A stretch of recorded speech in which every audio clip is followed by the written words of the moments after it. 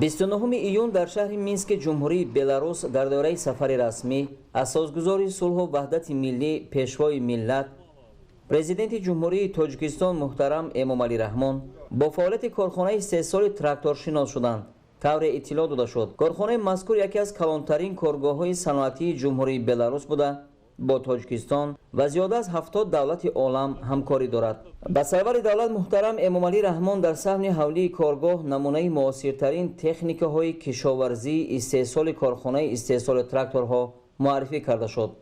президенти мамлакат муҳтарам Эмомалӣ Раҳмон зимни шиносоӣ бо тракторҳои корхона омодагии Тоҷикистонро барои бунёди корхонаҳои муштарак дар минтақаҳои гуногун, афзоиши истеҳсоли трактор, истифодаи имкониятҳои фарохи Тоҷикистон барои бароҳ мондани ҳамкории зичу пурсамар ва судовар барои ҳарду ҷониб изҳор доштанд. бунёди чунин коргоҳҳои муштарак дар оянда метавонад барои таъсиси ҷойҳои нави корӣ, истеҳсоли маҳсулоти хушсифат, таъмини хоҷагиҳои мамлакат бо техникаи кишоварзӣ, амалӣ кардани ҳадафи чоруми стратегии саноатикунонии босуръати кишвар мусоидат намояд. таъсиси корхонаи бастубанди тракторҳо ва маркази хизматрасонии техникаҳои кишоварзӣ Агротехсервис дар шаҳри Ҳисор бо иштироки сарони давлатҳо муҳтарам Эмомалӣ Раҳмон ва Александр Лукашенко намунаи беҳтарини ҳамкорӣ бо ҷумҳурии Беларусия мебошад. На сегодняшний день Минский тракторный завод на рынок Таджикистана поставляет порядка 6 моделей тракторов. За 2018 год мы достигли достаточно значимых успехов, поставили более 400 единиц техники.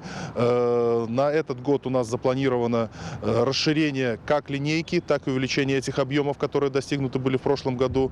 Одним из самых знаковых наших, скажем так, планов, точек, где мы планируем двигаться, это осуществление поставок не только на рынок Республики Таджикистан, но и поставок на экспорт из Таджикистана с той сборочной производственной площадки, которая у нас есть в городе Гисар, совместно с нашим партнером компанией Агротехсервис.